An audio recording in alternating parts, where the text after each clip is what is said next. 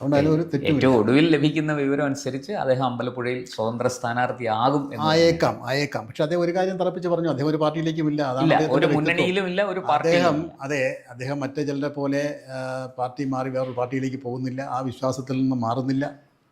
അദ്ദേഹത്തിന്റെ അടിയുറച്ച ബുദ്ധിമുട്ട്, കമ്മ്യൂണിസത്തിൽ തന്നെ അദ്ദേഹത്തിന്റെ പരാതി, അദ്ദേഹത്തിന്റെ വിഷമവും അദ്ദേഹം വിശ്വസിച്ചിരുന്ന പ്രസ്ഥാനം അങ്ങനെ അല്ലാതായി പോയി എന്നുള്ളതിലാണ്. ഇന്ന് ഗുണ്ടകളെയും അതെ ക്രിമിനലുകളെയും എല്ലാം കൊണ്ട് നിറഞ്ഞ പ്രസ്ഥാനമായി അഴിമതിക്കാരെ കൊണ്ട് പോയതിനുള്ള നിറഞ്ഞിരിക്കുന്നു. ആ പ്രസ്ഥാനം അങ്ങനെ ആയതിനുള്ള മനോവിഷമമാണ് അദ്ദേഹം പങ്കുവയ്ക്കുന്നത്. അത് സുധാകരനെ സ്നേഹിക്കുന്ന കമ്മ്യൂണിസ്റ്റുകാർക്കല്ലാത്തവർക്കും, കമ്മ്യൂണിസ്റ്റുകാരെങ്കിലും അദ്ദേഹത്തെ സ്നേഹിക്കുന്നുണ്ടോ ആദരിക്കുന്നുണ്ടോ എന്ന് എനിക്കറിയില്ല, പക്ഷേ കമ്മ്യൂണിസ്റ്റുകാരല്ലാത്ത ഒത്തിരി പേര് അദ്ദേഹത്തെ വളരെ ബഹുമാനത്തോടെ കാണുന്നുണ്ട്. കഴിഞ്ഞ ദിവസങ്ങളിൽ ഞാൻ അറിഞ്ഞൊരു വാർത്ത, എൻ്റെ ഒരു പത്രസുഹൃത്ത് തന്നെ, ആലപ്പുഴയിലെ ഒരു സുഹൃത്ത് തന്നെ പറഞ്ഞതാണ്. രാവിലെ മുതലേ അദ്ദേഹത്തിൻ്റെ വീട്ടിലേക്ക് ഇങ്ങനെ ആളുകൾ വരികയാണ്. അത് സ്ത്രീകളും പുരുഷന്മാരും വയസ്സായവരും ഒക്കെ ഉണ്ട്.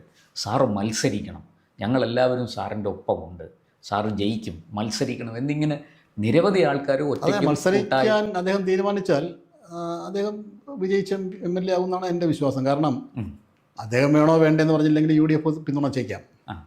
ഒരുപക്ഷെ BJP യും പിന്തുണച്ചേക്കാം. അറിയില്ല, BJP നിലപാട്. ഇപ്പോൾ BJP അങ്ങനെ ഔദ്യോഗികമായി കാര്യങ്ങൾ പറയാനുള്ള ആളല്ല ഞാൻ, അറിയാമല്ലോ. അതെ അതെ